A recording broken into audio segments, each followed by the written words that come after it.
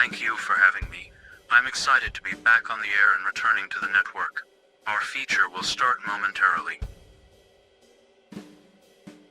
Hey guys, welcome to, I guess, our inaugural deep dive episode, part 1 of our Last of Us part 2 exploration. My name is David DC McNeill, media crit, author, internet person. Wow, really should have prepared an introduction for myself. I'm joined today for part 1 by Danielle from LevelStory. Hello. Danielle, what do you know about what we're going to do today? I just know it's about The Last of Us Part 2. That's literally it. I mean, you kind of went over a few things before this, but like Neil Druckmann, otherwise, that's it. Basically, my intention with this one is the first part is going to be kind of a really a deep dive exploration into the way that this project came to exist at all. And then part 2 is going to be you, myself, and a few other media crit people and journalists kind of getting stuck into the play-by-play of the analysis. I imagine that's probably going to... That second part might tip upwards of like 3 hours, perhaps. But for this one, we're going to sit back and just enjoy the story of Neil Druckmann, The Last of Us, and some of the controversies along the way. We're going to be getting into topics like Druckmann's introduction to NaughtyDog, Hennig's departure from NaughtyDog under particularly contentious circumstances, the ways in which Druckmann's professional history seems to be ever malleable to whatever suits the necessary narrative that NaughtyDog wants to tell, and maybe get into a bit of just his philosophy and his belief system, particularly around women and storytelling, as those are like two kind of key components of the things that his projects are lauded for. I'm ready. I'm super pumped for this. Danielle's like, I'm strapped in. Sorry, my cat is like distracting me as I'm talking. But anyway. Let's begin. It's been too long a time since we've spoken. Judy and Jerry Druckmann gave birth to their son on 5th of December, 1978, Neil Druckmann. They raised Neil on the West Bank. This is significant for a few reasons. The West Bank borders Jordan on the east and Israel on the west and north. In the preceding years before Druckmann's birth, the West Bank has been contested over and over again. Do you know like much about the kind of Israel-Palestine conflict and that sort of stuff, Danielle? Very little. Like, I know of it, but yeah, I couldn't explain it to you. We'll kind of go through some of the top-level stuff. I think the important thing to keep in mind is that everyone thinks that they're on the right side of this thing, whether it's like America, like Allied forces, Russia, the people involved themselves. Everyone seems to believe that they have the sort of their claim is the most valid, regardless of whether or not that's true. In 1948, the West Bank was captured by Jordan, only for Jordan to then annex the territory again in 1950 and lose it in 1967 to Israel during the 1967 Six-Day War. Without getting too granular, the Oslo Accords have attempted to find a compromise where Palestinians and Israeli settlers can share this space. This is unusual for so many reasons, chief among them that for a time the West Bank was considered under international law, but mostly because these two peoples do not cohabit well, and we'll get into that in a second. But it's interesting that the Oslo Accords had to get involved to actually decide who owned this for a period of time. It was under international law for a while. Like, in the space of 20 years, it was captured, lost, captured, lost, captured, lost. Like, it's just this turbulent history of violence and people claiming it for their own.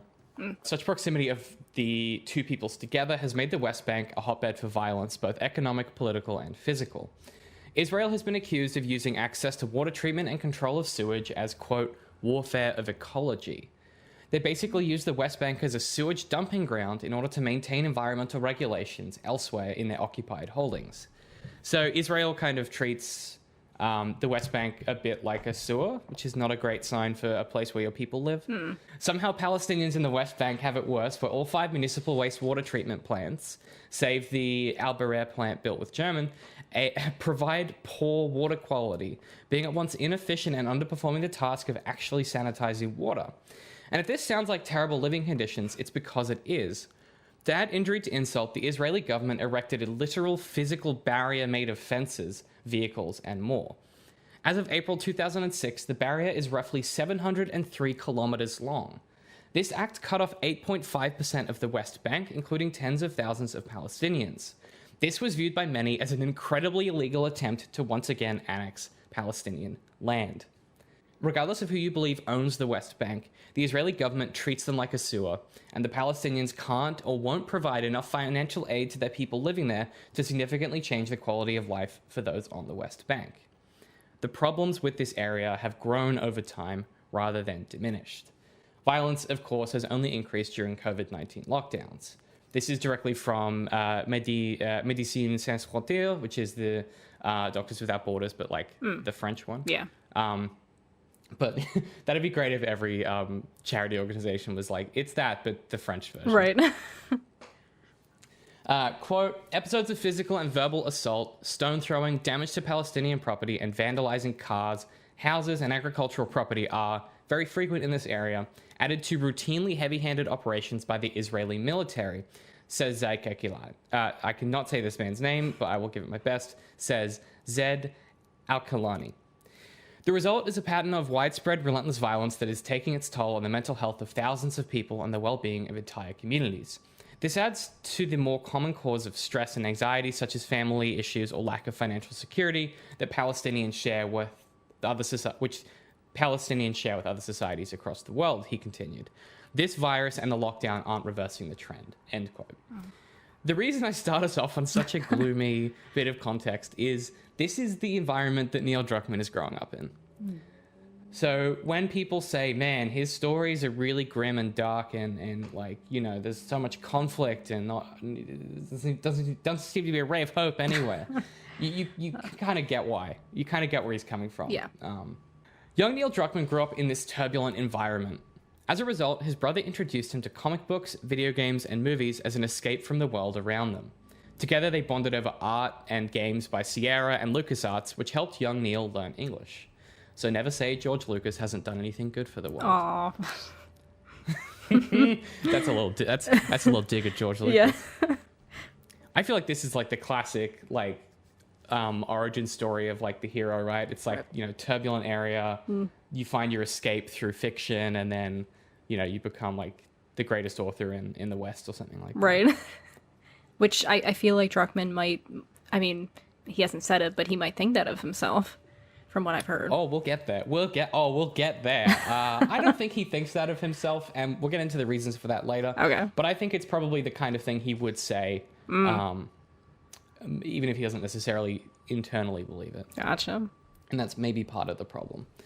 In 1988, the Druckmanns moved from the Israeli sewage dumping ground to America, an entirely different world. Druckmann was intensely interested in visualization and coding. He developed his first game, Pink Bullet, for Linux and Windows with a handful of his buddies. We know this because he put it on his resume, which is archived forever. And I did a bit of digging, so I've done so much research into Druckmann's life, and I just want to read you his like mission statement from his resume. You know how you put like a personal statement at the top? Yeah. It's really good. It's really cute. Quote, so this is like his mission. Quote, an internship in the game industry where I will be able to apply my programming and my artistic skills to further my knowledge and understanding of game development. Quote.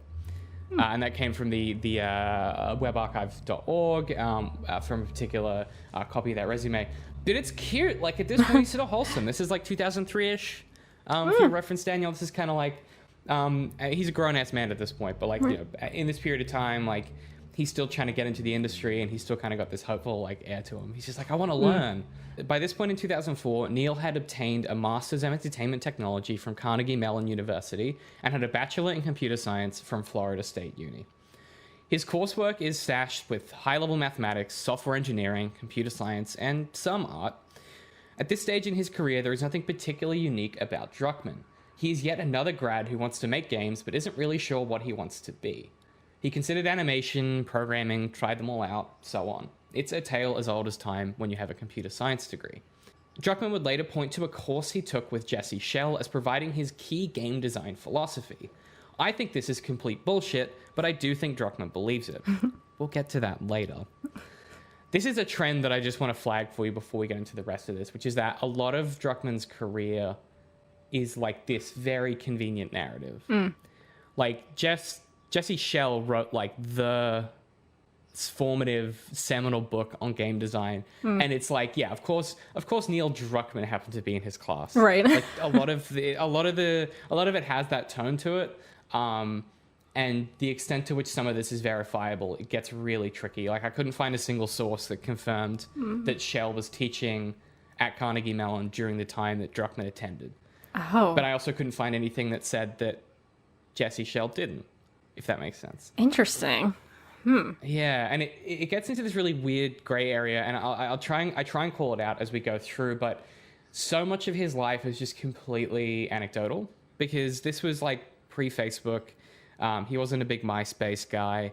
There was no like historical record of what you were doing, and I think this is a problem that we're going to see less and less as like time goes on, where everyone is documenting everything for no reason. Druckmann like is able to manipulate and ply his life to suit the context because there was no record keeping.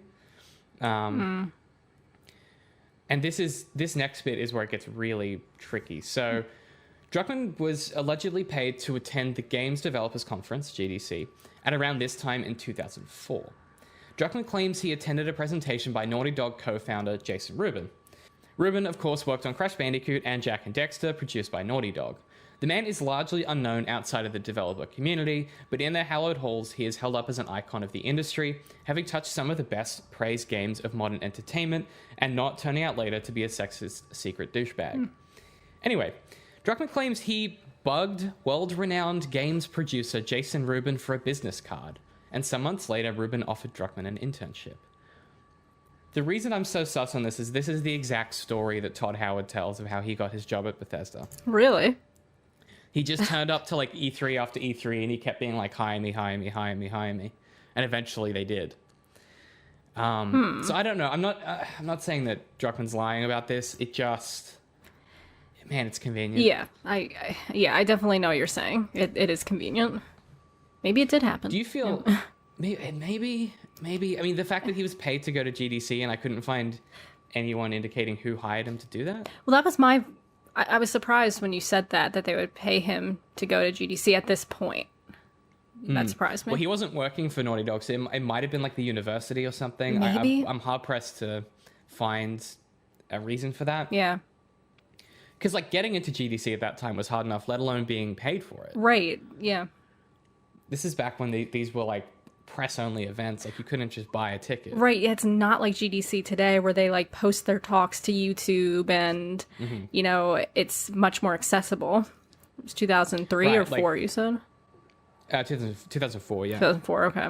Yeah. But like that whole period is like, it's literally like an industry event. Like it'd be like going to like a seminar as a doctor, and like of course that's where you meet like, you know, pharmaceutical companies who are trying to like give you contracts, and like it's a networking event.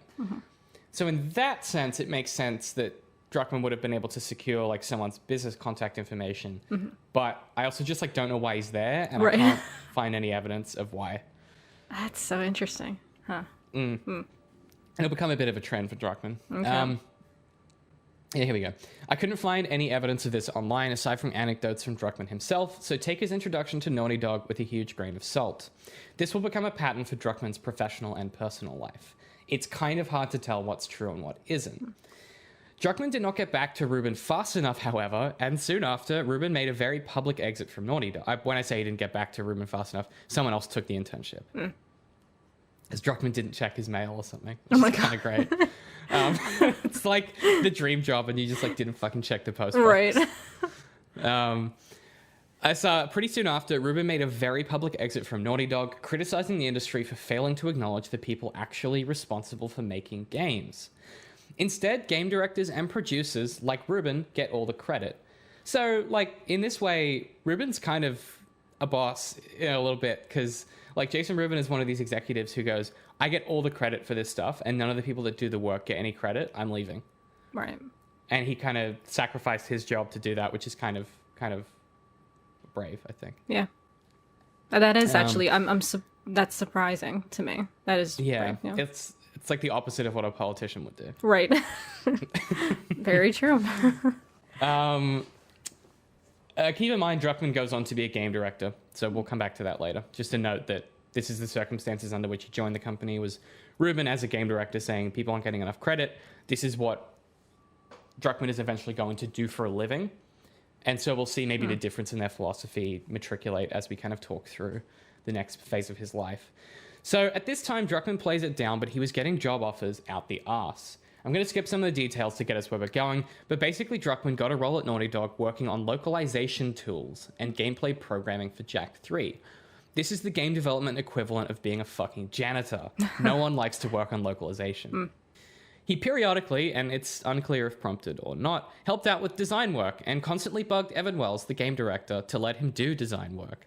Which is a fucking cool attitude for your employee to have. Yeah. Hey, look. Just being like, I'm not happy. Let me, come on. Right. Let me. Getting his foot in the door. The audacity. I mean, Yeah. look, to his credit, but man, I just couldn't imagine doing that. I couldn't do it, honestly. Like in my head, I'd want to do it, but I couldn't actually do it, I don't think. It would depend on I'm too circumstances. conflict averse. Yeah. I'd have to do it and then ask for forgiveness. Like, that seems to be my MO. Yeah. Yeah, it's way easier to ask for forgiveness than permission, but... So true. Druckmann's insistence on this and his career suggests he believes his artistic vision and design work is far superior to anyone he's worked with. I'm not saying Druckmann is wrong, but when we get to our discussion of The Last of Us Part 2, I suspect this may be the very low bar that we've set as an industry when it comes to the quality of writing, world building, and storytelling in games. At any rate, Druckmann was given a role in design for Jak and Dexter: The Last Frontier. This didn't last long, as Wells pushed Druckmann onto Uncharted: Drake's Fortune as a resource to solve that game's development problems. This is where his career and like the games industry differ a bit. So allegedly he was working on Jak and Dexter 3, and the way that Wells talks about it is he pushed Druckmann onto Uncharted because he could see the potential for Druckmann to jump in and solve some of their problems. The alternative version of events that I found that wasn't Druckmann's version is that Wells was like, get this fucking kid out of my face, and put him onto a larger project where he could do less damage. Oh. I don't know which... Again, they're both completely unverifiable. Yeah. Druckmann doesn't seem like... Even if that was the case, I don't get the impression from him that he was like a bad employee. I think he was just really enthusiastic. So I don't... Even if that narrative with Wells is somewhat accurate, I think the timbre of it is probably not that. I think it's more likely that he was like, just give him more to work on. He's clearly bored. Like, I think that was probably more likely. Right. If that makes sense. Yeah, I was going to say, too, when you're thinking of, like, a corporate office, like, and how things work there, I think it's a combination of, at least in my experience, like, a memory thing, and also just, like you just said, like, this guy's bored. Let him work on it. Like, let him go. Yeah. So. It doesn't hurt them to let him do that either. Right. I think it's pretty telling that this is like kind of his big break in a lot of ways, getting onto this project. And when you think about Naughty Dog now, Druckmann is synonymous with that name. Right. He's one of the first things you think of before you think of Amy Hennig, which we'll get to.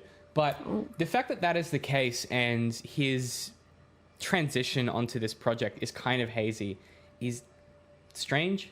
The contrast that I just want to draw for brief comparison is that Todd Howard's life in Bethesda is so well documented because they suddenly realized if they were going to have the Golden Goose Boy be their poster child at all of their press events and their video game junkets and E3s and stuff like that, then they needed to make sure that whatever narrative they were telling about Howard was verifiable.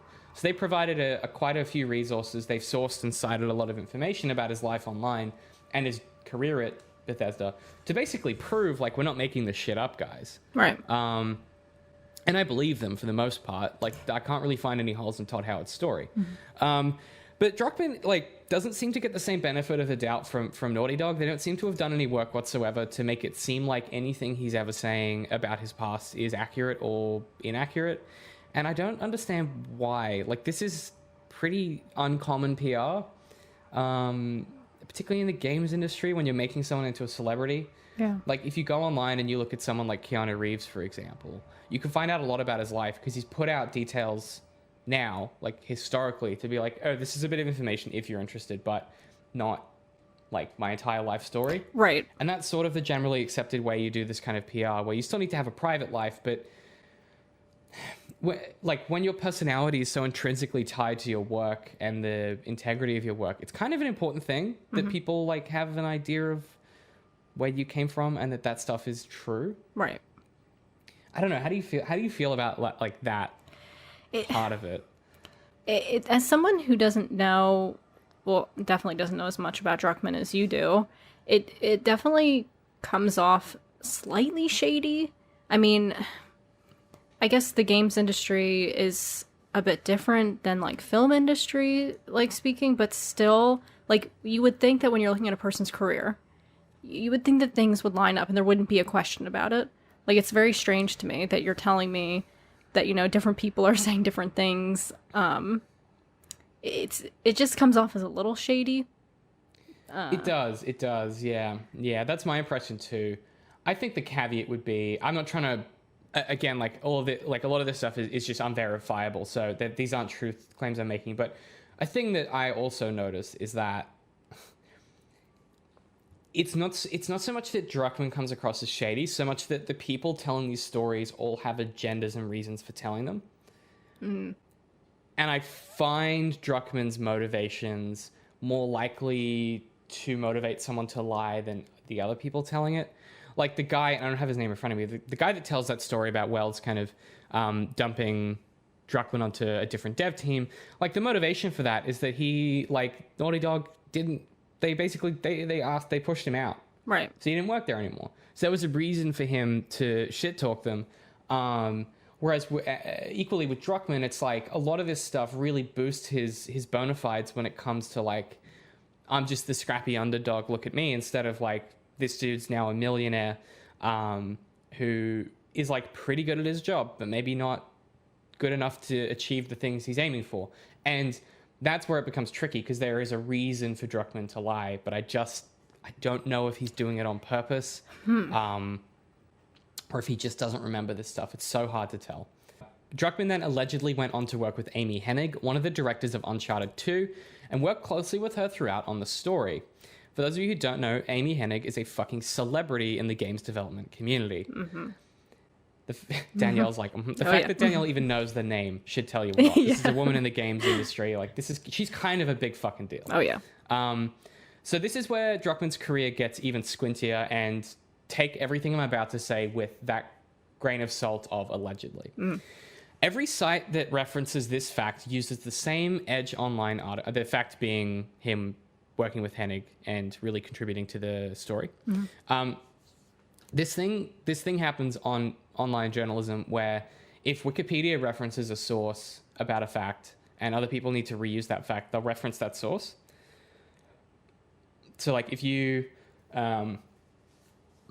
if you're writing an article about the way that fish breathe underwater or something, and in the Wikipedia article there's a sentence that says, like, you know, gills work like this, and has the reference. Now, what people do, what journal writers and people who write articles will do is they'll click through to that source, check that it does contain that information, then reference that same source. One of the problems with Wikipedia's referencing system in general is that this isn't how you verify information. You verify information by getting it from one or like more than one data point, like data source that aligns, that you can verify is accurate. So for this to be a verifiable fact, we would need to see a few articles that, or a few like different people saying, yes, on Uncharted 2, Druckmann worked really closely with Hennig on the story, and there was like a real relationship and a partnership there. That's what I'd need to see for this to be a verifiable source for me. The problem is every single article that writes about this fact references the same fucking article. And that article is the Edge Online article titled, quote, and this is telling if it's going to give you any idea of what kind of piece this is going to be. Meet Naughty Dog's Renaissance Man, Neil Druckmann. Oh, no. Is the title of the article. For those of you who don't know, Renaissance Man is a term commonly lauded to mean someone who's like a polyglot. So, you know, they're a storyteller and an actor and a musician and a comedian. Donald Glover is like an actual Renaissance man. Neil Druckmann is a pretty good storyteller. Yeah. Is my caveat. But in this interview, Druckmann tells the publication something approximating the fact that he wrote a lot on Uncharted 2. This is very, very, very anecdotal. I only have a few doubts that Druckmann worked closely with Hennig, but to what extent he influenced the design and story will forever remain unclear unless Druckmann himself provides any clarity. The reason I bring this up is we're going to get into like how Druckmann gets into his leadership role at Naughty Dog and all those sort of things, and the fact that the project that kind of catapulted him there is under this sort of less than clear series of facts. Again, I don't think he's a bad guy, but goodness, it is hard not to look at this and be like, something weird has gone on.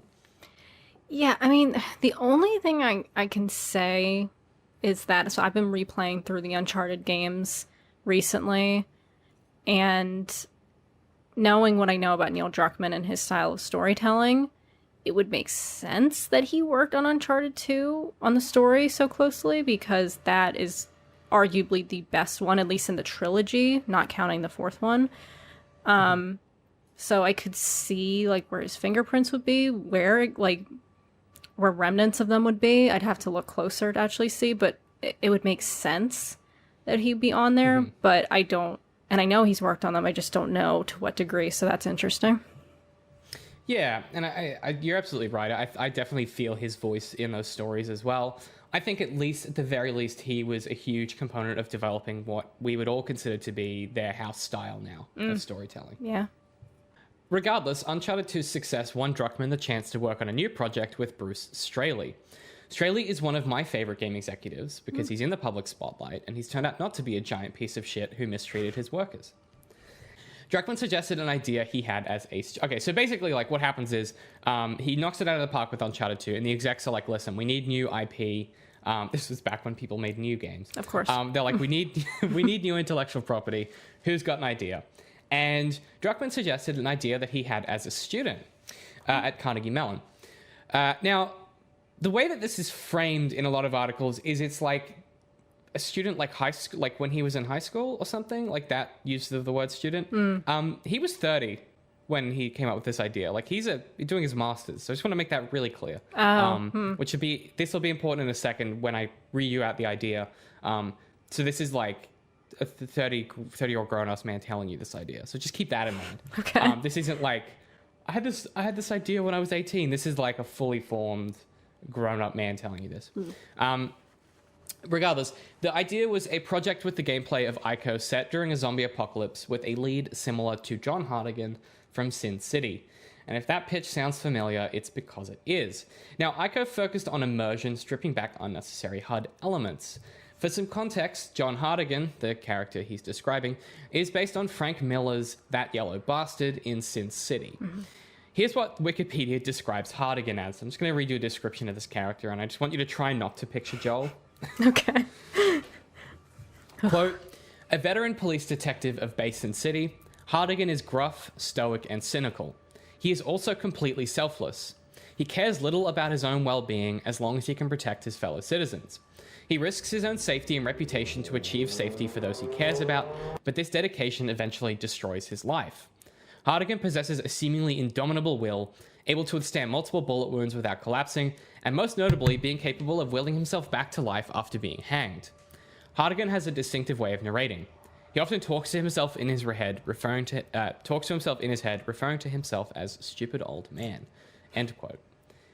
So you can see the bones of this character already. Yeah, definitely.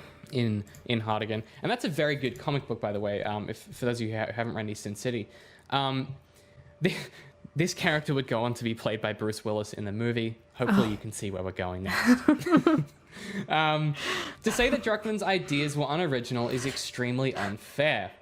Anyone who's played a Druckmann game knows it's about the execution of these ideas, not necessarily the ideas themselves. Now, originally the game was pitched as a gruff protector shepherding a young girl. But the gruff protector would have a heart condition, landing the player controlling the young girl from time to time. These characters would eventually go on to become Joel and Ellie, the two characters we know. However, information about The Last of Us's development is thin, to say the very least. But here's what I could put together. Now, this isn't an extensive list. There are quite a few resources out there. There's a lot of YouTube videos that just don't have sources in them, so I didn't include any of those in here. A lot of people claim that Naughty Dog treat their workers quite well, and I can't really find anyone who disagrees. There is a tendency, I think, with companies like Naughty Dog to gain what I refer to as like lifers when it comes to employees. Yeah. I don't know if you've experienced that in your own like professional life. I've not personally, but I've seen it in my professional life. And to your point, I know when part 2 of The Last of Us came out, there was a discussion about how hard the people were working there and kind of talking about how fairly they were treated. But take what I'm saying with a grain of salt, because I only saw it very briefly on Twitter and didn't hear much about it afterwards. Yeah. I mean, it's a video game company. The chances of them treating their laborers poorly is probably pretty high. Yeah. But this is normal in software companies. I just want to make that extremely... People talk about this in the games industry like it's a fucking unicorn. This is how every tech startup works. This is like every software startup I've worked at my entire life. It's like this. And also, you don't mind doing the work because you are working toward this big common goal. The problem is you're very rarely rewarded for that in the way that matters in capitalism, which is money. Right. Regardless, here's what we do know. As The Last of Us was being developed, some kind of personal relationship between Amy Hennig and Druckmann deteriorated. Oh. Hennig left Naughty Dog under less than clear circumstances. At the time, Sony and Naughty Dog were very tight-lipped about the reason for her departure. I tried to piece together as much information here as I could, but what I'm just going to do is run through the actual stuff I could verify. Okay. So the rumors kind of percolating with that during this process of development, some form of leadership or executives at Naughty Dog were pressuring Hennig to perhaps not do what Druckmann was asking, but like take his ideas more seriously than she maybe wanted to, or like give him more leeway than she maybe wanted to. Okay. But that's complete speculation. So here's a snippet from Scott Rode from Sony on the reason for Hennig's departure. Now, for people sort of, I suppose, younger people who don't remember Hennig, or people who aren't sort of well-versed in the games industry, she's a really big deal. Mm-hmm. Like, she was one of the first, like, female executives in the games industry. And we'll get to her views on that in a minute, and I don't think they're great. But the reason this mattered is when someone like this leaves a company and they don't say why, that silence often speaks volumes. Yes, agreed. So Scott Rode from Sony said, quote, "Things change, and sometimes change involves very high-profile individuals. That's all that's happened here. There's nothing else. There's no more to dig at." End quote. Which is exactly the kind of thing you would say if there was more to dig at. It's just so shady. It's just so shady, Danielle. It's so shady. I don't even know what to say, honestly. It's like, it's... don't look any closer at this. There's no bodies, we promise. Right, exactly. Like, that's what you would say if there were bodies. Yeah. It gets a bit weirder. So then this is from Naughty. This is the co-presidents of Naughty Dog, the statement that Chris Balestra and Evan Wells put out. Yeah. And they said, quote, "As co-presidents of Naughty Dog, we are responsible for all studio affairs," end quote. That was all they had to say on the matter. Wait, what? That's it. Yeah. So what? Someone said, "Why did Hennig leave?" And they said, "Well, we're in charge, and we're in charge of all studio affairs." Okay. Now, I don't know about you, Danielle, but I wouldn't necessarily describe that as answering the question. No, I would agree with you. These are all the exact words of people with absolutely nothing to hide. Yeah. Yeah, it's just a lot. Oh, no. Now, as for the precise circumstances of Hennig's departure, it's been speculated widely that Druckmann and Straley forced Hennig out. I cannot verify this or prove that this is what happened. However, that Naughty Dog used Sony to speak for them is somewhat telling. This is, like, unusual, too, because Naughty Dog are a pretty confident company when it comes to PR, but using their, like, big parent to do it is odd. I thought that was odd, too. I think that's... Yeah. Like, I know Naughty Dog has made games for Sony. Like, they only make games for Sony, as far as I'm aware. So I understand that, but it just seems weird that Sony would speak for them in that matters like this. It's kind of strange, even like outside of the games development context. Like, it's just an odd Like very, if like a rapper does something that is like public in the public eye that is like less than favorable, the label doesn't come out and speak on their behalf. Like it's just like an odd thing to happen. Yeah. Agreed. Okay, I want to cast some aspersions on this rumor that Druckmann and Straley forced Hennig out, because this is like the common narrative now. People believe this. Hearing Druckmann talk about Hennig now, and even like 2013, there's like a professional fondness there. So even if they did force her out, it seems to me that if that did happen, they maybe have reconciled in the time that's gone by. Yeah.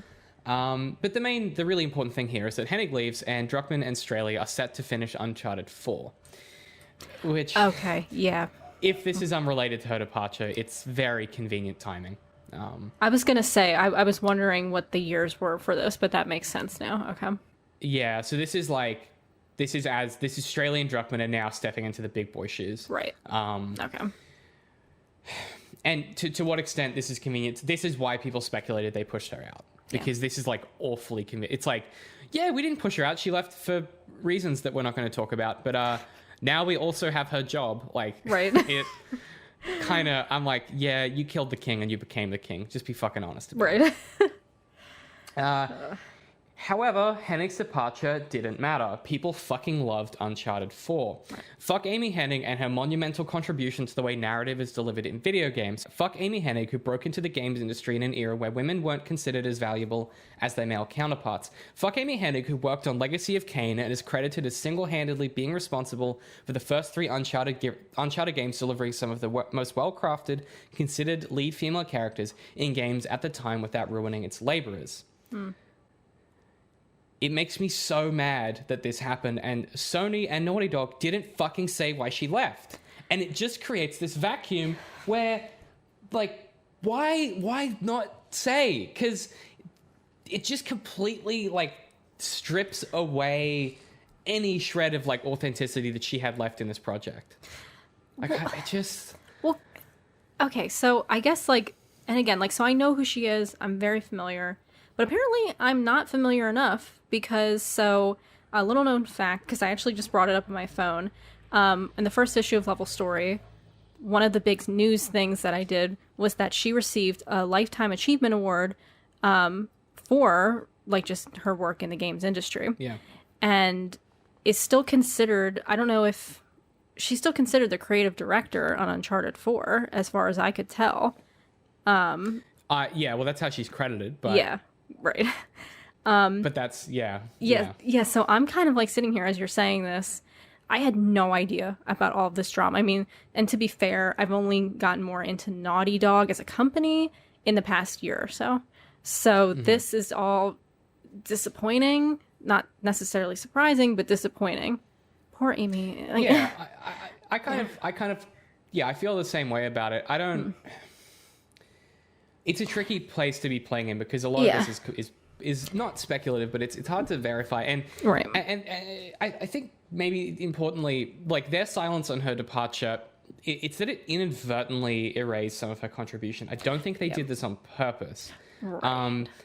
But what they were able to do and again, this is like thinking about motivations and reasons for doing things. What it let them do was spotlight Druckmann and Straley as their like dream team. Right.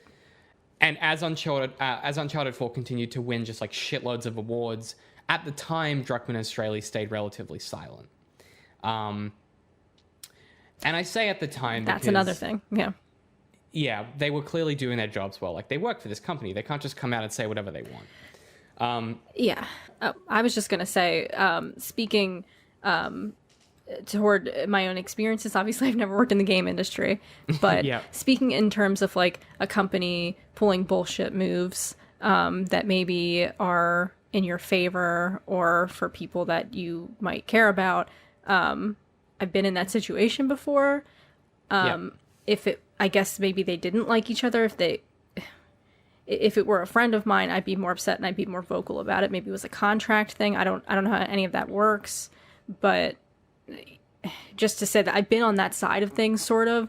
I kind of wish that they would have spoken out, but I understand to a certain extent because, it's their jobs. Oh, yeah, I don't hold Druckmann and Straley accountable at all. I think they were doing their jobs. They were obviously under contract. Like, yeah. I no part of me is sitting here thinking like, oh, Straley and Druckmann pieces of shit. Like, I think that they just did their job. Right. Now advertising and products have been a part of America for as long as we've had entertainment. Here's a few of our favorites. This episode of the show is brought to you by my novel, Maynard Trigg. Head to maynardtrigg.com to learn more. Maynard is a young, loudmouth, difficult student who causes trouble for everyone in his life aboard the skyport Carthage. One afternoon, a pirate called Mooney confronts him and explains he's in grave danger. What follows is Maynard's journey from Carthage aboard the great sky ferry, the Harmony, trying to escape this mysterious eldritch horror that pursues him. It's a fun adventure mystery story that deals with politics, growing up, and all the challenges that come with trying to find out just who you are and what your place is in the world. If you enjoy the kinds of stories that we talk about and you like the way that I tell stories, chances are you'll like this novel. So head to maynardtrigg.com to find out more and grab yourself a copy today. Great, welcome back. So let's talk quickly about what happens next. So Hennig's left the company, and Druckmann and Straley go on to create The Last of Us. This is recorded fact. We all know this is what's about to happen. Mm-hmm. In discussing the origins of The Last of Us and consequently The Last of Us Part 2, we need to address Druckmann's gender politics. Ooh. Before we do this, I'm going to tell you a bit of a story. When I was 15, I ran a Tumblr blog where I blogged about my daily life. It was a strange pastiche of Doctor Who gifs, snippets of prose, and reflections on my life. Many of these reflections were me contemplating that girls did not like me. Sexist comments like, quote, "Why can't the guy sweep a girl off her feet anymore?" End quote. Classic sexist bullshit. At one point, I even went full Zuckerberg and ranked the hottest girls at school. I was a ginormous piece of shit when I was 15. I tell you this because I was also a shitty kid and being a shitty young man when I started university. So when I tell you about what Druckmann did next, I need you to remember I was also a piece of shit. I'm not condoning this guy. He's clearly grown and changed. So I'm going to read you a quote from The Verge in 2003 about the making of The Last of Us, and particularly Druckmann's original idea. Okay. Do you know anything about that original concept? I know nothing. Okay. Well, I apologize in advance because it's kind of rough. Oh, no. This is from The Verge 2013, when they were looking back at the first game. Quote, "The result was a pitch for a problematic title called Mankind. Just like in The Last of Us, the game was set in a world where cordyceps has leaped from insects to humans, turning the infected into dangerous monsters and bringing down civilization with them. The key difference was that in Mankind, the virus only infected women. An early version of Ellie was the only female who was immune, and Joel decided to protect her in order to bring her to a lab where a cure could be potentially created. But they weren't able to sell the idea, especially after several NaughtyDog employees voiced their concerns. The reason it failed," this is Druckmann talking, "the reason it failed is because it was a misogynistic idea," says Druckmann. End quote. So, Mankind, because all the women are zombies, is where the title comes from. Now, Druckmann has talked about the sexist implications of this idea a lot in the time since. He clearly understands now that it was lazy and bad, but he was young. Not that young, he was 30. But it was a different time. Yeah. Now, the reason I provided that brief aside of me being an awful, awful young person is I just think it's important to give Druckmann a bit of leeway because he has clearly grown and changed. And that's all we can ask of these men in these positions is that they are listening and adapting and making meaningful change. Yeah. I think that shaming people for things they've done in the past is a problematic behavior to start with. I think what's more important is that people have the capacity to grow and change and evolve. And Druckmann, to me at least, seems like he's done that. Yeah. But some of these sexist tones do find their way into his games regardless. Yeah. I'm just going to read a snippet from my article in the in LevelStory. Okay. On The Last of Us. Quote, "The generally accepted reading is that the game examines how Joel's grief drives him to the brink of death, and that Ellie's role as a stand-in daughter is to bring him back. It's a heartwarming story that appeals to the most amount of people. Like, man, how lovely that they formed this bond and Joel has something to live for. Hooray, it's great he's letting himself feel a feel again. Good on him. End quote. My implication, of course, being that it is marginally problematic to have a female's primary role in a story being to shepherd a man's mental health. It's a trope that we see over and over again in Western literature. I hate it, and it's bad. Anyway, the game's development with multiple writers and a diverse staff sanded off some of these rough edges. Reporting on the game's development outside of marketing material is minimal. Like, companies do this thing, I don't know if you've experienced this in the game scene, Danielle, but companies do this thing where they will put out material about the making of a project as marketing, like to sell the product. Yes. So to what extent I believe it is... Yeah. It's like, I'm like, yeah, maybe. Yeah, you got to take that stuff with a grain of salt. It's annoying. It is, yeah. I've written DaughtyDog here instead of NaughtyDog, which is very good. That's amazing. 10 out of 10. Yeah. Naughty Dog, that's really hard to actually read correctly. Naughty Dog seems very protective of their process, so I won't delve too much into the claims made by some ex-employees. But I will read from an interview with Hennig transcribed on PlayStationLife.net. Okay. And this means that we have to talk a bit about Hennig's beliefs and political views when it comes to gender. But this is maybe an insight into like the conditions there. Yeah. Quote, "It was really hard. The whole time I was at Naughty Dog, 10 and a half years, I probably on average, I don't know, I never worked less than 80 hours a week. There were exceptions where it was like, okay, let's take a couple days off, but I pretty much worked 7 days a week, at least 12 hours a day." End quote. Now that seems physically unlikely, Yeah. but we'll take it with a grain of salt. I believe that she probably did work 7 days a week. Yeah. Executives in software companies do that kind of shit. Yeah. Hennig also revealed that it wasn't just her who was working a crazy schedule. As she said, quote, "A lot of the team would work weekends as well. Naughty Dog is pretty much notorious for the amount of crunch, but obviously in a leadership role, you try and do even more," revealed Hennig. End quote. Now, as I said before, this is normal in the games and entertainment industry where funding and timelines are not independent. Very often, the release date dictates funding, and studios have to find a way to resource and produce to meet these deadlines. It's kind of contradictory in that way. But these decisions stem from being upper management is kind of the issue. It's often argued that leaders in the games industry are beholden to stakeholders, and this is true, but not so much the problem. The real problem, of course, if you think about it for too long, is that employees of these companies are not compensated or considered as stakeholders. So rather than working for their employees, these leaders are pressured to serve investors, boards, owners, publishers, and so on. This is like the opposite of the co-op model. In The Last of Us's case, this process burned out quite a lot of employees. Right. And some of the most important ones, which we'll touch on in a second. Now, regardless, The Last of Us was released to huge acclaim. Nico Partners analyst Danielle Ahmed suggested that to date, and this was about like 2 years ago, The Last of Us has sold over... Have a guess. How many million copies do you think it's sold? I'm going to guess 2 million. 20 million. Oh my God, I'm so low. Wow. I was going to say 3 at first, but then I thought, no, that's way too high. I mean, 2 million's a lot for any game, but 20 million? Holy crap. Wow. Like, they hit... This is like unheard of. Damn.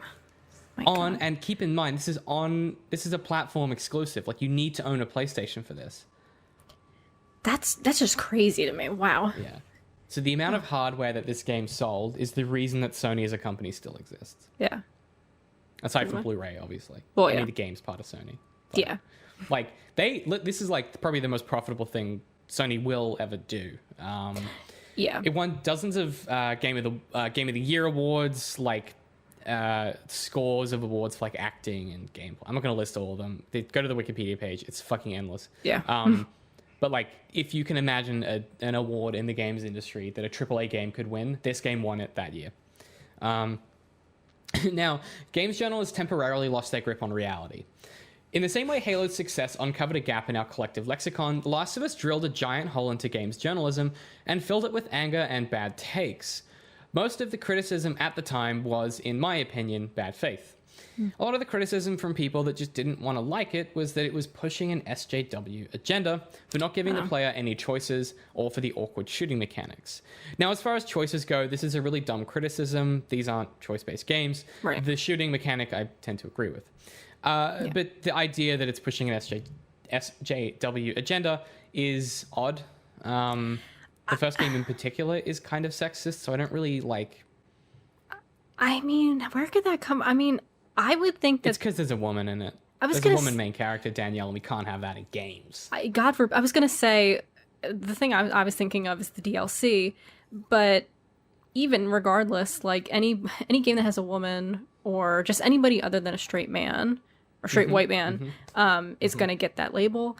So well, how can I identify with it? It must be pushing an agenda if it's not a straight white guy. Look, obviously, sorry. Yeah, my bad. Danielle, get with it. Yeah, sorry. It's pushing an agenda for having people that aren't me in it. So. Oh. One valid criticism I still agree with is around the gameplay. The Last of Us can be boring sometimes. Yeah. Boring isn't bad, it just is a state. As my therapist said, if you're bored, you're not anxious or depressed, and that's probably a good thing. So to say that The Last of Us having some boring bits is inherently bad is just kind of lazy. I think this interview with Druckmann makes his position pretty clear. In speaking about gameplay that isn't necessarily fun, in a 2018 Venture Beat article, Druckmann says, quote, "You feel out the narrative element through the gameplay," Druckmann said. "It took a lot of convincing to say it is okay to make something frustrating when it's helping the overall experience. It helps what you are trying to do with the characters. It helps the arc of the characters." End quote. So then it becomes a matter of taste, in my opinion. If you enjoy Twitch shooters, you probably won't like The Last of Us the whole time. Despite this criticism, it's inarguable that Druckmann and Straley pulled off something truly incredible with their first game. Yeah. They delivered a AAA action video game with deep, involved writing that explored new ground for NaughtyDog and for most people who play video games. Straley doesn't seem to get all that much attention in general. I don't think this is Druckmann's doing, and I just kind of want to explain why. Because people have like lauded this as like proof that Druckmann is like stabbing people in the back to make his career happen, which I don't think is what's happening. Yeah. Just as like a brief explanation of why I think this is the case, it's very normal for video games and media in general to have multiple writers. People have this idea that whoever gets the writing credit for a project should have written all of the like dialogue, for instance. Right. But this is usually not very practical. For example, The Witcher 3 has 450,000 lines of dialogue and over 950 speaking roles. While The Last of Us pales in comparison to the scale of The Witcher 3, it's still important to note that Druckmann has never claimed to be an auteur or the sole writer of anything he's ever done. But the internet dotes on him mostly because he's the public face of his projects. This is... I don't know how to feel about that. I mean, obviously there's going to be a face to these types of things. I think it's just... Honestly, I think it's just sort of, I don't know if ignorance is the right word, but it's the only word I can think of just how this industry works. Because it's not like a novel. Like with a novel, novels tend to be a little more close to home. I mean, and even then you might have two people working on a novel. It just depends on the circumstances. But with movies, television, and games, it's such a different process of writing. There's so much more mechanics that go into that are different from like writing something like a novel, and that's just to bring something completely different up. But one critique that's thrown at the television show Downton Abbey is that it kept the same writer throughout the entire 6 seasons, and that's a big problem because he needed other people in there to kind of change things up because he became too comfortable. Challenge to diversify. Yeah, exactly. So I just think it's a bit of just people not knowing how the industry works. But also like it's a good myth. Like the myth of like the individual kind of guy who, auteur, like it sort of plays into like a lot of the Western mythology and plays into the mythology of like what the game is doing too. So that's part of the argument of like why people think that maybe Druckmann kind of believes this a little bit, is that his stories keep happening to include characters like this. I mean, obviously his work's are deconstructions of that, but like it is interesting. I mean, the other thing with Druckmann is that he talks the talk as well. I just want to be really, really clear about that. He knows the right words when it comes to talking about story. Like, he talks about genre conventions. He talks about, like, the amount of research they've done into, like, their protector genre and stuff like that. Like, he's one of the few storytellers in the public space who talk about craft in a way that, to me, suggests he's done meaningful study. I think a lot of the time it's incredibly clear to me that a lot of authors who get published don't really give too much of a shit about the craft itself. They just care about their process. I think Druckmann genuinely is interested in storytelling. I think he's able to talk about this stuff in a way that is not just meaningful but insightful. And maybe that's a part of why it's easier to believe that he's like the sole kind of storyteller on these projects. But as far as why Straley doesn't get the credit, I think it is just the way that people understand the way these projects are made. Well, perhaps there's a gap there in the knowledge. Well, I was going to say too, and again, speaking completely as somebody who's still learning about NaughtyDog, clearly, because before you talking about this, I truly thought it was Neil Druckmann's thing. Like, I didn't know anybody. I mean, I figured other people were there, but large part I thought that it was his concept and that he rolled with it. And I've watched videos behind the scenes of him. He's the one they focus on. So as far as I was concerned, I thought it was his baby, which I guess in a way it is. I didn't realize that somebody else was... There may be a more operational reason for why Australia isn't included, which we'll get to in a second. Okay. Yes, there is a reason for that, but it is a good note that he seems to be absent in any of the marketing material as well. Yeah. It's just kind of curious. But maybe this will enlighten you a little bit. Okay. I am speculating, but it seems likely that Australia being stripped kind of the narrative isn't like some cabal to like get Druckmann anywhere. Because Straley left NaughtyDog right after the game's release. I couldn't find any real information about why this happened. Straley did take a sabbatical from development. In America, they call like extended periods of leave sabbaticals for some fucking reason. I don't know why. Straley took an extended period of leave. We would just say like he went on leave. Like, but you got like I don't understand. I mean, look, not that I agree with it. America has a ton of weird American thing. Yeah. You guys like we needed to invent a word for a thing that already had words for it. That's what we do. Yeah, Apparently. that's America, baby.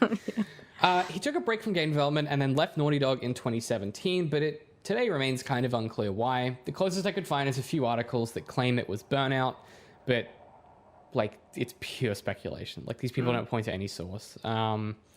So the reason Straley wasn't really included in any of the marketing material is that he was probably on leave at that point. And that kind of contributed to Druckmann being part of like the narrative being that Druckmann was kind of the sole contributor to the sole writer, like the auteur. My impression of their working relationship from sort of listening to Druckmann talk a lot, because I've listened to a lot of fucking interviews with Druckmann for this. My impression of their working relationship is that Druckmann had a lot of really cool ideas, and Straley was the guy who kind of helped rope him, like kind of reel him back in a bit, and help him make those operational. That's kind of the impression I get. And that's important to note because when it comes to making their next project, like Amy Hennig is gone, right. The person who was like truly good at keeping Druckmann on track. And so is Straley, the guy who they brought in literally to replace Hennig. Right. So Druckmann's kind of finding himself a bit untethered and he sort of spirals.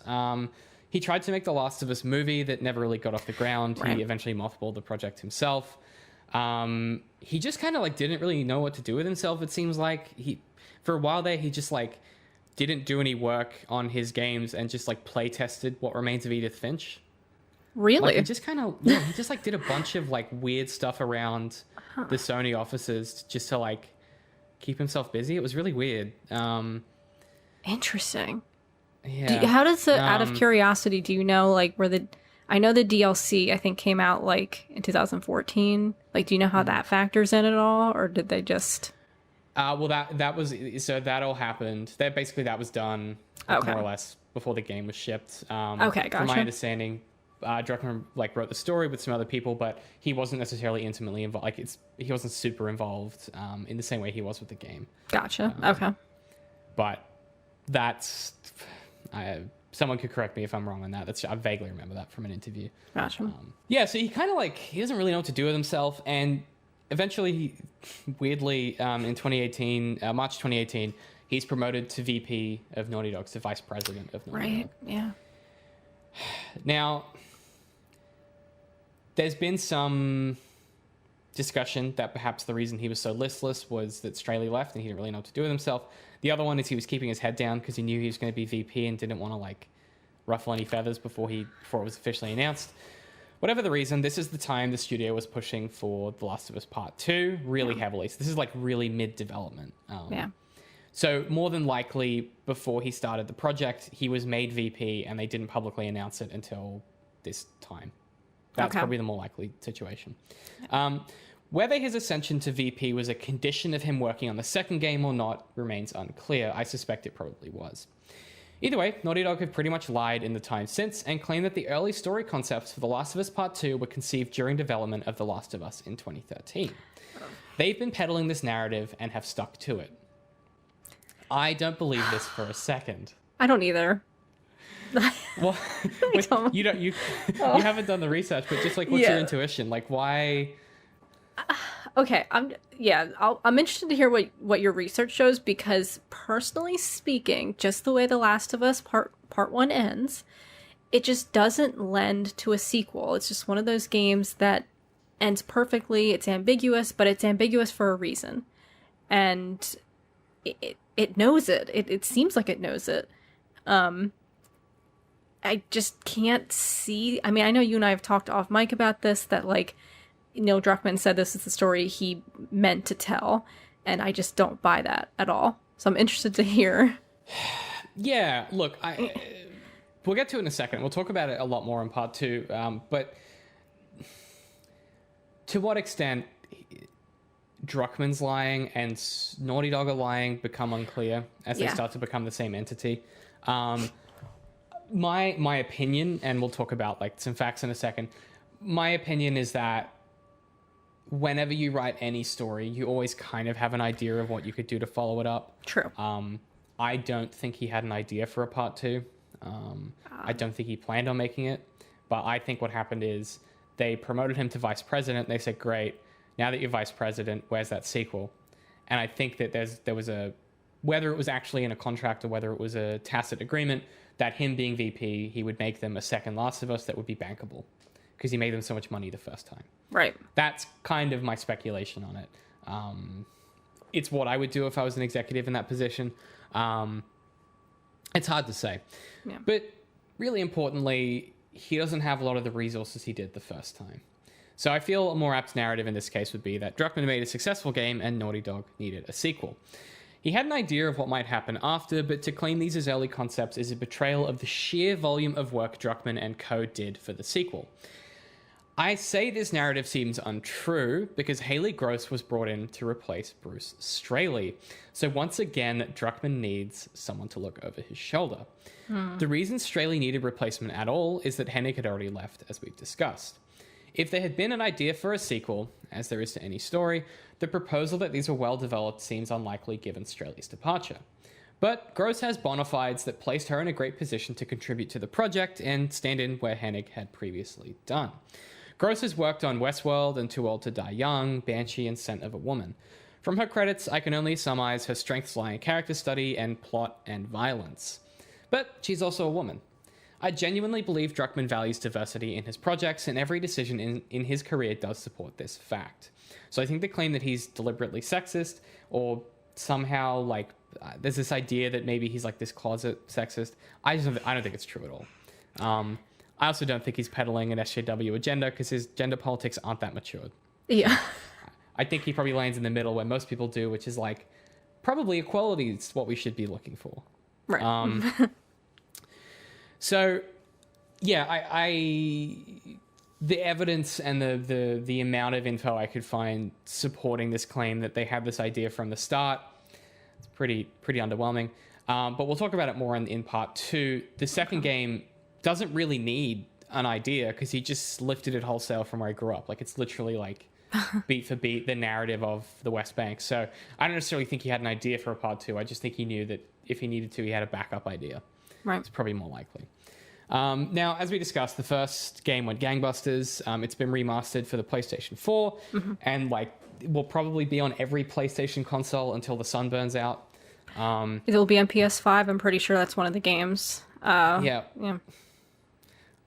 great. Yeah, I like on my new consoles that I could play the old games. So true. But as every writer will tell you, the craft we do is very, very delicate. The goal of every storyteller is to assemble the right pieces in the right order to convince you, the reader, that the story is really happening and really matters to you in that moment. But the magic trick is exactly that. It's a trick. It takes a great deal of care and control and misdirection. Clearly, a delicate piece of Druckmann's creative machinery was Straley or Hennig or whoever is sitting in the chair next to him. This, in my opinion, is a great strength of Druckmann as a creative. The idea that you don't have all the answers is heartening. I think it's a good sign. But when your story relies as heavily on subtext as The Last of Us, the first Last of Us, it's a difficult thing indeed to construct a sequel without two of its key creative voices. Yeah. And two of the key creative voices of Druckmann's life. What might you lose in this process? What kind of story might you try to tell if you so neatly tied off the themes you sought to explore? What indeed would a sequel look like to The Last of Us? So, join us for part 2 next time, where we'll explore the sequel in great detail, break down what works, what doesn't, and just how and why we got the game we ended up with. But maybe most importantly, whether or not Druckmann succeeded in telling a sequel to his lauded story. And I think, like, those are all my notes, but reflecting on it now, just like having gone through this a few times during the research, one of my biggest concerns, one of the things that sticks out to me the most is just how shady his whole career comes across as. Yeah. And I can't tell where that started, but it is just a thing that exists now. Like, there is just this shadow over his kind of history. I almost think that, so, I mean, obviously that stuff is brand new to me, but personally, what I've noticed about the discourse around his career after part 2 is that he's become... He's kind of one of those creators, like, people will tweet at him, like, kind of nonsense, and he'll push back and be, like, argumentative and stuff and say, like, random crap. And people are like, you're being an asshole. And I feel like he's almost... I'm not going to say digging his own grave, because I don't think that's happening. But I have noticed that people's opinions of him have gone down dramatically since part 2. Not just because of the quality of part 2, which is debatable, obviously, but just the way he approaches people, kind of like, well, I'm better than you, almost, like that attitude. Right. Well, it's the first time he's ever done something people didn't like. Right, exactly. Yeah. Yeah. Which is, like, a problem for a creative person. Like, you need to go through that shit young. Like, you need to do that when you're, like, 18. Yeah. Not when you're, like, 40. Like, it's... Yeah, I hadn't actually thought about that. That is definitely true. His public persona has definitely changed as well. Like, I think some of the veil's fallen a bit, and we're kind of seeing the real guy at the heart of it. Well, I think, too, what you said about, I apologize, what was the other guy's name who was working on The Last of Us who left? Bruce Straley. Yeah. Clearly, like, there's a clear differentiation between the voice of part 1 and part 2, or the tone, perhaps. And I wonder, like, when you were saying that, the more you talked about it, the more I thought, like, I wonder what part 2 would have looked like had he stayed. Yeah. And that's why I find it unlikely that they had the idea to start with, because it is so dramatically different than what you would expect to be the sequel to The Last of Us. And I wonder how much of that is Haley Gross just stepping in and being like, we could do better. Like, we should be aiming for something loftier. And when we get into part 2 next time, like, one of the things that part 2 did is it went, well, the first game was this really ambitious project. What if part 2 tried to do something no piece of media has ever done in the history of the human race? And we're shocked that it didn't work. Like, they seemed surprised that some people didn't like it. I mean, And I just have to say, like, granted, I've never played anything quite like The Last of Us Part 2, but I've experienced stories that are out to say, oh, you thought one way about this, but spoilers, it's actually this. Or, you know, like, it didn't feel that new to me. And perhaps I'm speaking more on, like, a generalization of story rather than on a video game particularly. And I liked the game, so I don't want to sound like I'm being harsh on it. I mean, I will be, but, like, I don't know. It just didn't feel as new to me. I don't know what your feelings on that. Yeah, look, I think in the general story sense, that is definitely how I feel about it. The one thing that felt new to me was, like, that this was a situation where you're the one doing the stuff. Yeah. Like, you're the one murdering people, and, like, you're the one who, like, killed that person's friend, and now you're playing as that person, and you care about that person, but you know that previously in that other person's role, you killed them. And it's like, I mean, we'll talk about it a lot, but the game is driving for, like, pure ego death to try and teach you empathy. Yeah. But the execution, like, much like a lot of what Druckmann aims for, I think, he has really good ideas, but the execution is the thing. And execution with any creative project is the thing that matters. And Yeah. something that seems to be a common trend with people who don't fail early, or don't really, like, learn their lessons early enough, is that they never really get to a point where they fully understand the reason why failure is important, and they never really get to the point where they are fully able to self-criticize in a meaningful way. And I think because of the circumstances of Druckmann's career, where at every stage where he's been promoted, there's been something that he can't talk about, something's going on at the company, which is normal. He's in that executive chain. It happens. It just means that, like, he's probably been inoculated from a lot of criticism throughout his career, because during those pivot points when his huge projects come out, no one's allowed to talk to him about, like, what happened with his relationship with Hennig, for instance. Right.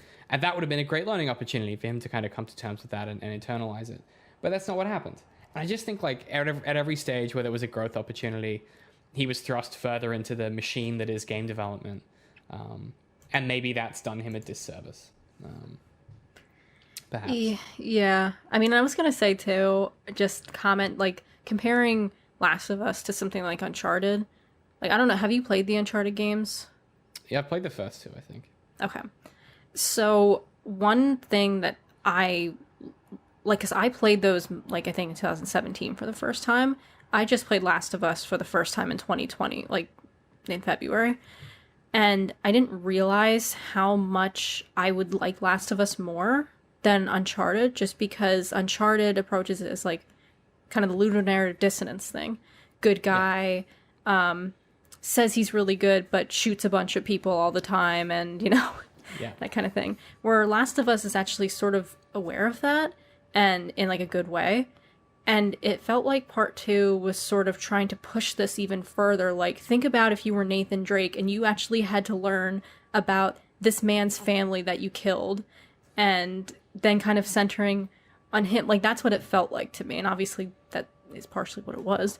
But it's just interesting. It almost felt like a meta-narrative on Naughty Dog shooting games, in a way. Yeah, interesting.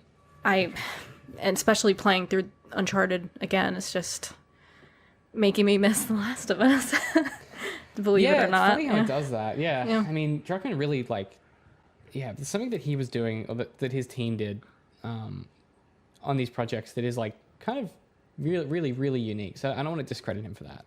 The purpose of kind of going through this history is, like, I think it's really important to understand how he got here, because that second game is so complicated and layered and messy and just that it's important to understand that, like, so was Druckmann's career. He's not Todd Howard. He didn't walk in and fucking nail it. Like, this guy isn't the fucking wunderkind that we would all expect him to be. Like Todd Howard, for all the projects he's been involved in, has fucking knocked it out of the park for exactly what he was trying to do. Whether or not you think that Fallout 3 is, like, a good Fallout game or, like, a good role-playing game, whatever it is, like, the thing he set out to achieve, he achieved in spades. Same with Skyrim. Like, Skyrim is one of the most successful games of all time. Like, Todd Howard, like, came in, made his mark, and then proved to also be a good executive. He's made some fumbles in the time since in his executive role, so when it comes to, like, Fallout 76 and things like that. But his role as a game director, he's never fucked that up. Druckmann has only directed 2 games, and one of them is one of the greatest games of all time, and the other one, no one can decide if it's actually good or not. So he doesn't have this track record that someone like Todd Howard does. So it's kind of interesting to discuss his projects because you don't have a lot of touchstones of when he nailed it, which is kind of interesting. Yeah, that is. Yeah, it's going to prove a curious component of our part 2. We'll probably be joined by a few more Media Crit journalists for that. But that's all I have for part 1. Did you have any closing thoughts, Danielle? Closing thoughts are that I'm excited to get into part 2, especially learning so much about Druckmann, because I think listening to you go over stuff, I'm in my head, the wheels are turning of how we're applying this to part 2, and just like I think I see some things where you're going and some I'm excited to get into. I think, and looking at a person's career is always extreme. I mean, not just career, but their life is always insightful. So I'm excited to get more into this. Yeah, same. I'm really keen to sort of start to understand the way that you guys approach the text and what everyone sort of got out of it. And the reason that we've left it so long is it's such a complicated thing to unpack. Like, I've played it twice now, and I'm really excited to talk about it. It's probably, this one was long, but that one's probably going to be even longer. So make sure that you stop in for part 2. If you like this kind of thing, if you're interested in this kind of content, you can find the rest of what we do at ZeroIndent.com. You can also find my book at maynardtrigg.com. Do you have any pluggables, Danielle? Sorry, I just wanted to show I got his copy. book right here. Right there. Yeah. Pluggables, LevelStory.net. LevelStory is the magazine I work on, all about story and video games. We just released a Last of Us issue, so David wrote a piece for it, which he quoted in this episode. So be sure to take a read of that because there's a lot of good pieces in there. It's a hefty issue. So check it out, LevelStory.net. Cool. Well, thanks for joining us for part 1. Join us for part 2 and our big deep dive into The Last of Us part 2, which is just kind of a confusing title, but that's fine. I'm very excited to get into it. Thanks for joining me today, Danielle. Thanks for having me. I'll see you guys in the next bit.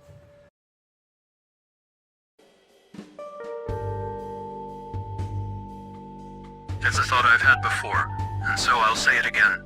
Broadcast is a medium like no other. That my voice can reach you now, across the vast oceans of time and space, into your very home, even for so short a visit as this one.